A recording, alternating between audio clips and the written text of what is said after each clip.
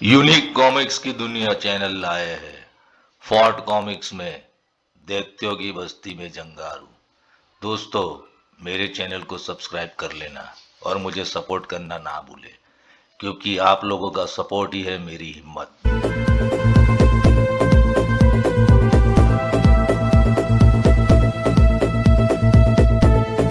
एक सुहानी सुबह, छुट्टी का दिन, करीब 25 आदमी हंसते गाते एक मोटर लॉन्चर पर समुद्र की सैर को निकल पड़े।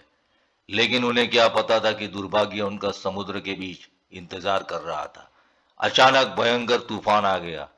सागर की लहरें ठाठे मारकर 50-50 मीटर ऊंची उठने लगी। मोटर लॉन्चर अपनी दिशा भूलकर तूफान के साथ तेजी से मीलों दूर बहता चला गया और एक अंधा कर देने वाले कोहरे में घुस गया कि अचानक बचाओ, जंगारू दैत्यों की बस्ती में।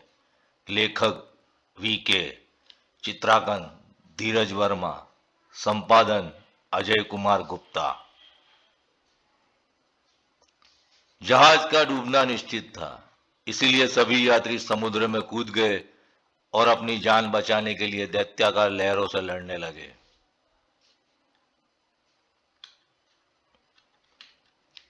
किस्मत अच्छी थी कि जल्दी उनमें से कुछ पास के एक टापू पर जा लगे। तूफान थम चुका था।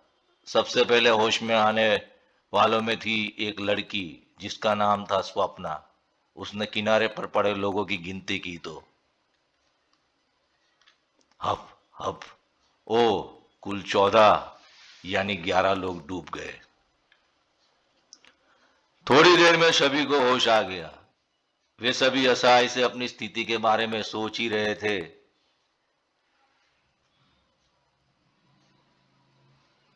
कि अचानक धरती ऐसे हिलने लगी जैसे भयंकर भूकंप आ गया हो। और जैसे ही उन लोगों ने गर्दन उठाई, अपने आप को भयंकर भयानक दैत्याकार डायनासोर और दैत्यों से घिरा पाया। नहीं, उफ, कितने भयंकर है ये। जान बचानी है तो भागो। सभी जान बचाकर भागे, परंतु फिर भी उनमें से 4 लोग मारे गए। तभी उन्होंने छोटी सी गुफा में शरण ली, जिसका मुंह इतना छोटा था कि वो दानव उसमें घुस नहीं सके। ओ माय गॉड, आज के युग में भी क्या ये दैत्य जीवित है? सभी अपनी अपनी अक्लें दौड़ाने में लगे कि किस तरह यहां से बचकर निकले। तभी गुफा के अंदर से एक चीख सुनाई दी, यहां से तो निकलने का कोई साधन नहीं है। वो चीख उन्हीं लोगों में से एक की थी जो गुफा में काफी अंदर चला गया था। सभी अंदर की तरफ भागे। ओ, ये भी शायद हमारी तरह यहां फंसे होंगे और मारे गए होंगे। हुर्रे, हमें संदेश भेजने का माध्यम मिल गया। सपना ने वहां पड़ा ब्रीफकेस खोला तो उनमें से लिखने का कुछ सामान निकल आया। हम 25 लोग पिकनिक पर निकले थे कि अचानक, और अब हम 10 लोग इस अंधेरी गुफा में कैद हो गए। कृपया हमें बचाने की कोशिश करें, स्वप्ना। और उसे एक बोतल में बंद करके रात के समय समुद्र में डाल दिया। पानी में बहती उस बोतल पर नजर पड़ी भारतीय तट के रक्षकों की। कैप्टन, वो देखो, लगता है संदेश भेजने का सैकड़ों साल पुराना तरीका लोग आज भी इस्तेमाल कर रहे हैं।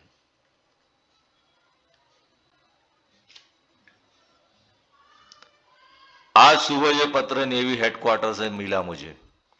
जंगारू, ये जगह यहाँ कहीं ग्रीनलैंड के आसपास कोई टापू है जो चारों तरफ से कोहरे से घिरा रहता है। चाहो तो कुछ भी फौज भी ले जा सकते हो। नहीं आईजी साहब, मैं और किसी की जिंदगी खतरे में नहीं डाल सकता। जंगारू को तो खतरों से पहले से ही जूझने का मजा आता है।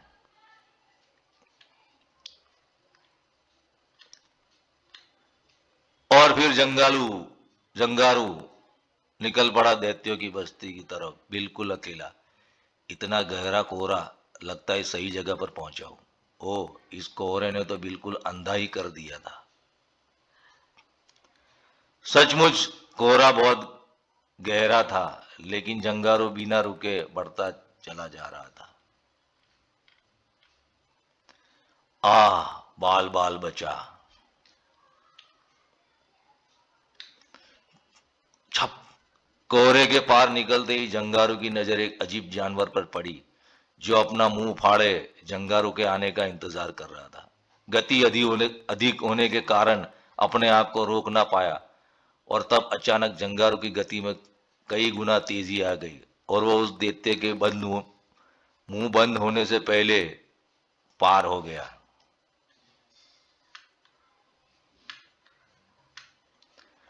टापू पर पहुंचते ही जंगारू धरती पर आया। सबसे पहले उन्हें ढूंढना होगा।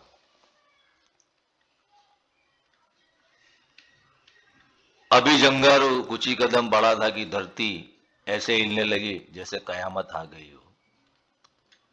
उफ, ये धरती कैसे हिल रही है? क्या भूचाल! इससे पहले कि जंगारू कुछ समझ पाता, वो हवा में उठने लगा, और जब उसने गर्दन घुमाई तो खुद को एक दैत्य के शिकंजे में पाया, जो मुंह फाड़े उसे निगलने जाने को तैयार था। उफ! अभी जंगारू उस दैत्य की गिरफ्त से निकलने का उपाय ही सोच रहा था कि एक भयानक डायनासोर ने पीछे से उस पर दैत्य को जबरदस्त टक्कर मारी।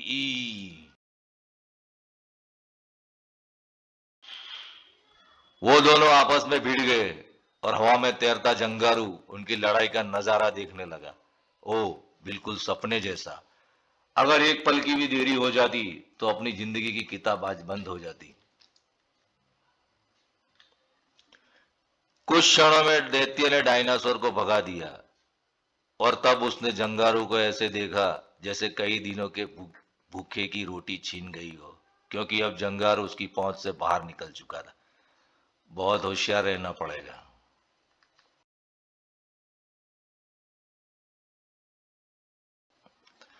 जंगारू घंटों यूं ही हवा में इधर से उधर उन लोगों की तलाश में उड़ता रहा, परंतु उनका कहीं नामो निशान नहीं था। यहाँ इतने बड़े द्वीप पर उन्हें इन दैत्यों के बीच खोजना तो घास के ढेर में से सुई खोजने जैसा होगा।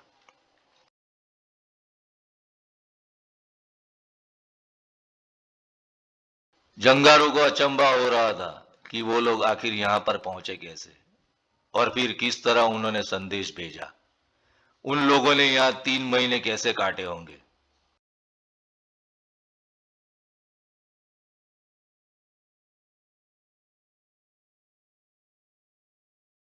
पता नहीं जीवित भी है या नहीं। यहाँ नीचे पहाड़ियों में देखता हूं।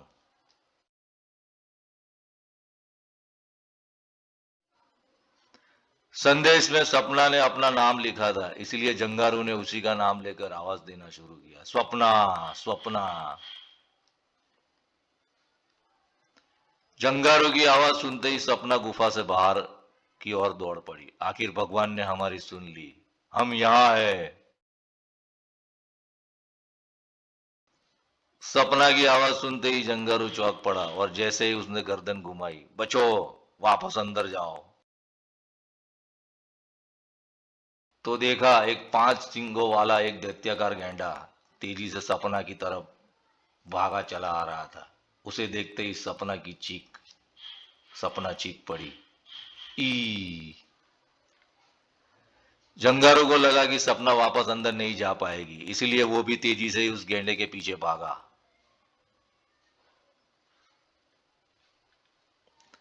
गैंडा काफी भारी भरकम और शक्तिशाली था, परंतु जंगारू भी कम नहीं था।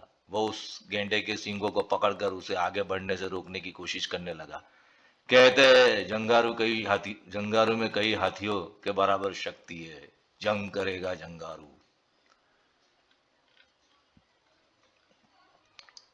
जंगारू ने अपनी पूरी शक्ति लगा दी, लेकिन वो गैंडा भी कम नहीं था। उसने अपने सिर पर एक जोरदार झटका दिया, और या धड़ाम।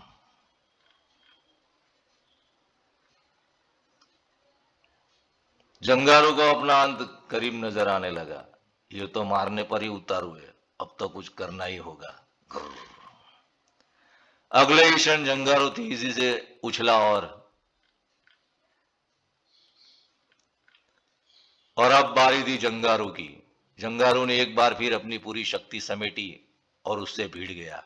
उस गेंडे को लगा कि आज शेर को सवा शेर मिल गया है। धम। और गेंडा वहां से डरकर भाग गया, परंतु स्वप्ना देखकर बेहोश हो गई। बाकी लोग भी घबरा कर अंदर चले गए। शायद बाकी लोग भी यहीं होंगे।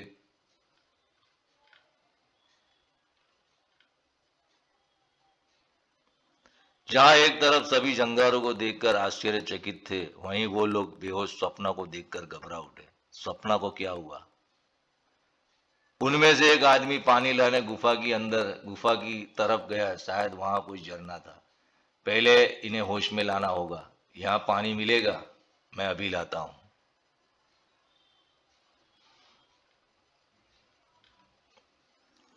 तभी उन्हें उस आदमी की चीख सुनाई दी जो पानी लाने गया था।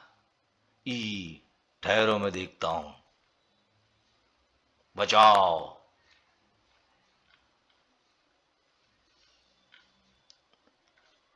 जंगारू आंधी तूफान की तरह अंदर गया। वहां का दृश्य देखकर जंगारू का मुंह खुला का खुला रह गया, क्योंकि अंदर एक दैत्याकार चमगादड़ ने उस आदमी को अपने शिकंजे में जकड़ा हुआ था। Oh my God! इतना बड़ा चमगादड़! जंगारों को देख विशालकाय चमगादड़ ने उन पर हमला किया। ई उफ! इससे अपने को छुड़ाना होगा, वरना यह सीढ़ी चबा डालेगा। लेकिन जंगारू भी आखिर जंगारू था। अगले ही क्षण जंगारू के चमकीले खंजर उस विशालकाय चमगादड़ की गर्दन के आर पार हो गए। जी हट!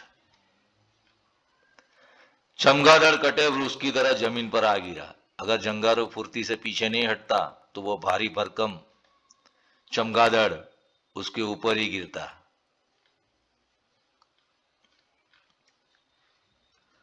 ओह! इतना बड़ा चमगादड़ भी पहली बार देखा है। और फिर अंदर झरने में एक कपड़ा पानी में अच्छी तरह गीला करके उसे सपना के चेहरे पर निचोड़ा तो लगता है होश में आ रही है। आह! स्वप्ना जल्दी ही होश में आ गई। और फिर जो कुछ उसने बताया सचमुच हृदय विदारक था। सभी मारे गए खाने के चक्कर में। आप लोग तो सिर्फ 6, बाकी। हाँ, कई दिनों तक भूखा रहने के बाद हम में से एक की मृत्यु हो गई और बाकी लोग की हालत खराब होने लगी। खाना? तब हमने निर्णय लिया कि हम लोग दो दो करके खाने की तलाश में जाएंगे। यहाँ कुछ कंदमूल जैसे फल है, बस वही खाकर और पानी पीकर हम गुजारा करने लगे। कभी कभी खाने की तलाश में निकलने पर लोगों पर उन दैत्यों का हमला हो जाया करता था और वो मारे जाते थे।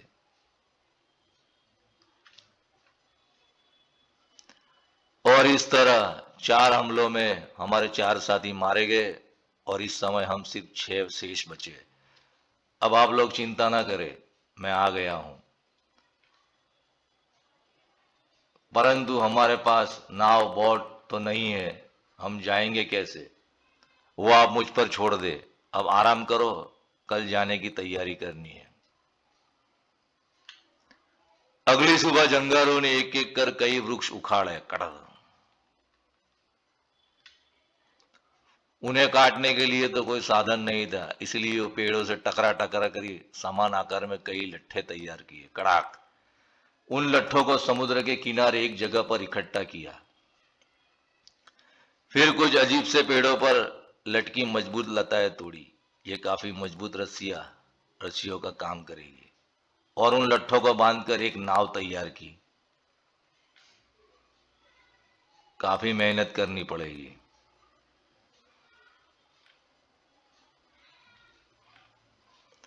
अगले बार जंगारू तनों की नाव को समुद्र की ओर ले उड़ा और डाल दिया समुद्र की लहरों पर। भगवान का शुक्र था कि इस बीच उसका सामना किसी दैत्य से नहीं हुआ, वरना काम अत्यधिक मुश्किल हो जाता। अब सब ठीक है। छपाक! और फिर वो उड़ चला वापस किनारे की तरफ उन लोगों को बुलाने के लिए। सारा काम फुर्ती से हुआ। सभी दौड़े दौड़े उस नाव की तरफ भागे जो जंगारों ने तैयार की थी। जल्दी करो, तुम इस नाव पर सवार हो जाओ, मैं उसे खींचूंगा। सब लोग इसको मजबूती से पकड़ना, समुद्र की लहरें काफी ऊंची हो सकती है। जंगारू, तुम हम लोगों के लिए कितना कष्ट उठा रहे हो, ये तो मेरा फर्ज है स्वप्ना। एक एक कर जल्दी जल्दी उस नाव पर सवार होने लगे।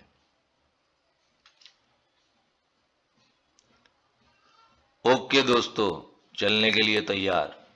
आखिरकार अपने घरों की ओर। हाँ हाँ भाई, बहुत काट लिया परेशानी के दिन, अब कोई डर नहीं। और फिर शुरू हुआ खतरों से भरा सफर, लेकिन फिर भी सभी रोमांचित होकर शोर मचा रहे थे। उफ, ये क्या? अगर चीखता हूं तो लड़कियां घबरा जाएगी। हे भगवान, जंगारू को कैसे पता चले? ये पीछे कौन खींच रहा है?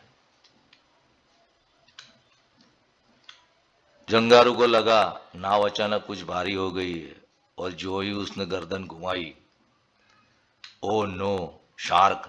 जल्दी कुछ करना होगा, वरना किसी को भी नुकसान पहुंचा सकती है। इससे पहले कि कोई कुछ समझ पाता, जंगारू पानी में कूद गया, कूद पड़ा। उस पर भयानक शार्क से भिड़ने के लिए जो अपना मुंह फाड़े जंगारू के हमले का इंतजार कर रही थी। कर परंतु जंगारू ने शार्क के खुले मुंह को दोबारा बंद नहीं होने दिया।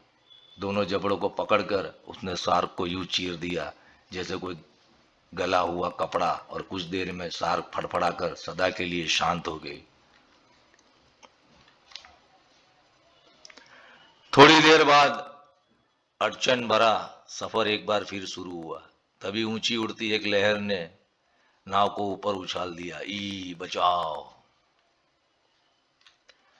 और स्वप्ना जा गिरी गहरे समुद्र में। छपाक! एक बार फिर जंगारू को पानी में छलांग लगाई। छपाक! और उसे बाहर निकाल लाया। आखिरकार एक दिन एक थकान भरा सफर समाप्त हुआ और उन्हें किनारे पर नजर आया। सभी लोग खुशी से चहक उठे। हम बच गए, हुर्रे! पहले तो यह पता करो ये कौन सी जगह है, और फिर समय आया विदा लेने का। क्यों सपना, तुम्हें बचने की खुशी नहीं है? हाँ, और उससे ज्यादा तुमसे मिलने की। जंगारू, आई लव यू। ल ल लेकिन मैंने तो ऐसा कभी नहीं सोचा। ये भी कोई सोचने की बात है जी। तो दोस्तों, यहाँ पर ये कहानी खत्म होती है। मिलते हैं किसी और कहानी में। मेरे चैनल को सब्सक्राइब करना ना भूलें।